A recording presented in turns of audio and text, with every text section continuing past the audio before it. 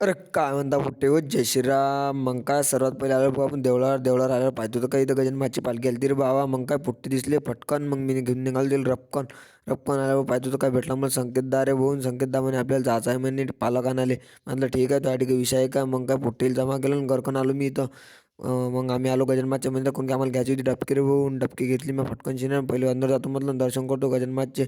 मग काय डबकी राहू दिली त्याच्यापासून आलो अंदर फटकन शिना दर्शन करून घेतले गजाननाथचे. गाय माते दर्शन वर्शन केले आणि त्यांनी डबल हाती देऊन दिली बा डबकी. काय लावलं रे म्हटलं डबकी डबकी. चला आणते आता पटकन डबकी घेऊन घेतली आणि आलो डायरेक्ट फाट्यावर रे भाऊ. कोण की आपल्याला घ्यायचं होतं डिझेल. मग काय टाकली गाडी पेट्रोल पंपावर आणि मला लवकर भरायचं डिझेल फटकन आम्हाला जायचं आहे. मग काय डिझेल गेली भरलं आणली दिल्ली अक्षताच्या हाती मारून.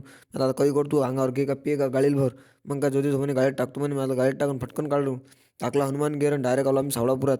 सावळापुरात आल्याबरोबर पाहतो तो काय पालकवाल्याच्या काकाचं घर भेटलं. मग आली पालक. पालक गिलक टाकायला लावली म्हटलं इलं गाडीत टाका फटाफट मी डाला घेऊन जातो वापस.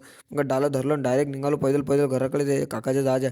मी दादा पाहतो तो का अधिक खालची पालक भरायला लागते म्हणे. म्हटलं घ्या रे बा हे भरून का फटाफट. मग का सर्व घेतलं मॅन घरोघर मी भरू लागली बाई. मग सर्व पोरं गाडीत बसून घेतले मॅन पटकन निघाला मी डायरेक्ट गजाननाथच्या मंदिराकडे.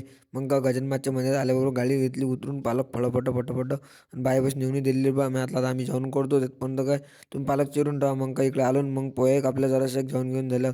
मग काय पोरगं भाजी निघालं तर मी म्हटलं नेर तिकडे कंपाऊंडली तर काय करशील. मग इथं लेकरं नाचून आले ते. मग काय ते पालक आणलेली ते चिरली मग इकडे आणून ठेवून दिली. मग भेटलो आम्ही वांगीवर. कोणती वांगी चिर लागते म्हणे. म्हटलं ठीक आहे आता वांगी चिरतो आम्ही. त्यात पण तुम्ही आम्हाला करा फॉलो. भेटू पुढच्या ब्लॉगमध्ये.